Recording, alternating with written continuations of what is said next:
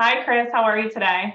Hello, Kayla. How are you? I'm good. Thank you so much for taking the time to meet with me today. Oh, that's great. It's good to see you. Could you start off by just maybe sharing a little bit about yourself or your family or hobbies that you might have? Sure. I'll talk about my family first. I'm married. I have four kids. The youngest graduated from high school, so next year we're going to have three in college at the same time. So that's going to be very interesting. My oldest is out of college and in the workforce. My wife actually helps with the business and the staff in the office and working with kind of the back office paperwork and keeping the office running very smoothly. She's very good at all those things that I don't like, so to speak. Um, Okay. my personal background is a little bit different than most people that are in this industry. I have an engineering degree, worked in that industry for probably 10, 15 years, and over time realized that it just wasn't exactly fulfilling for me. I was traveling all over the country and on different construction projects. And it was rewarding to a point, but it was not as challenging as I was hoping for. And gradually I got into the insurance industry. My father was a state farm agent, and he had me look into certain aspects of insurance.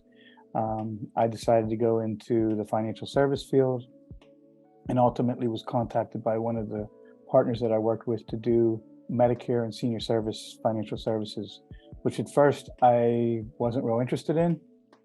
And over time, I realized that there's a very good need for this, and people are challenged and really want that information and need the help.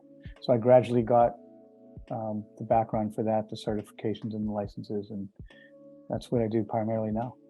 Okay.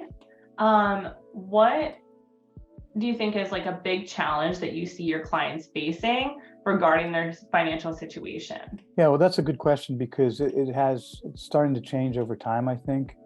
Um, a lot of the challenges are related to their healthcare needs over time and will they be able to afford. A lot of people want to stay in their own home. They want to be independent. They want to be able to be in the environment that they're used to, is the best way to put it. And sometimes that's stressed because their health starts to change and they can't do what they want to do, and the other spouse can't take care of them, or maybe, God forbid, the spouse passes away. Then there's a whole bunch of other challenges that are both financial, personal, and relate to the healthcare. But that's really the biggest. Yeah.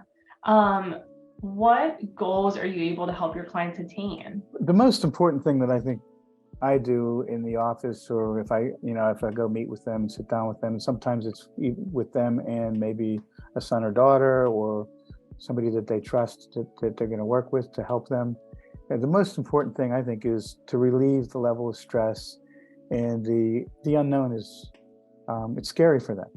And change is scary, and this is all related to what the future holds, and can I afford this, and how is this going to work? So I try to map that out a little bit and tell them, well, this is why you might need a certain type of insurance vehicle to help you maintain this type of care at a reasonable cost. But unfortunately, you might have to pay up front for a policy, but long term, it's going to be, to your advantage to do so. Yeah. But the root of all that, I think, is about their stress level and anxiety and things like that, trying to reduce that. Yeah. Now I know you just talked about the future a little bit, and like what that holds for them, and that's how you help them make their decisions. If you had a crystal ball and could see into the future, what do you think is going to be the biggest challenge in the senior financial market in the next 3 to 5 years? I think the biggest challenge to me, what I'm viewing, is about the care long term, but they have to start making decisions now as to how they want to deal with that care, whether it's bringing someone in from the outside, a personal assistant. Usually it's husband, wife, and they're doing okay, but at some point one of them may have financial challenge or physical challenges, not financial challenges, and then to follow it, the physical challenges may lead to financial challenges. So ultimately, how do you deal with that, and what is the outside willing and able to support? Some of the insurance companies are starting to look at that very closely and offer certain benefits to assist in those processes. Some of the states, some licensed in multiple states, some of the states are increasing staff for like social work and things like that to give them advice and help them with different things that doesn't exist right now. So I think that's going to evolve into something very different than what we see now. Could you tell me about a time where you helped a client attain like a certain goal or a big concern that you had and that you were able to help a client resolve? I'm here to support them in, I'm available. So, their agreement is with the insurance company. I'm kind of a third party outside looking in, trying to be an advocate if they want to utilize me. So sometimes they don't think about, what I can do to help them. And a lot of times, like I'll do a seminar or something at the end of the year when their policy changes. I'll call it a member meeting, and I'll explain to them they should access my skills to help them if they have a challenge. So one of the situations that I remember was client needed a hip replacement. They were very concerned, didn't know where to start. So we walked through the process, told them, maybe get a doctor, second opinion, third opinion, whatever you need, all the testing.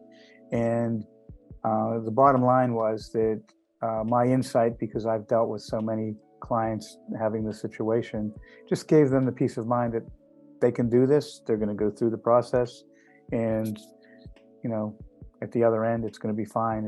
And they just needed that satisfaction that it's new to them, but it happens all the time.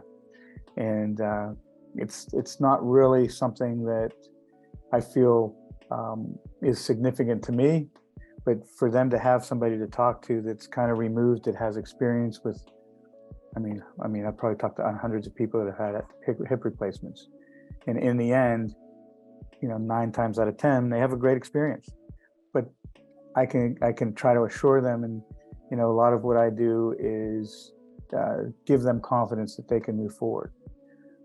And that's a big thing. That means a lot to people when they're dealing with these things. Yeah, absolutely. Okay, well, thank you so much for meeting with me today. I really appreciate your time and just sharing a little bit about what you do and some of the challenges you're seeing seniors face. Okay, thank you. All right. Have a great day. So much, Chris. Bye. Bye-bye.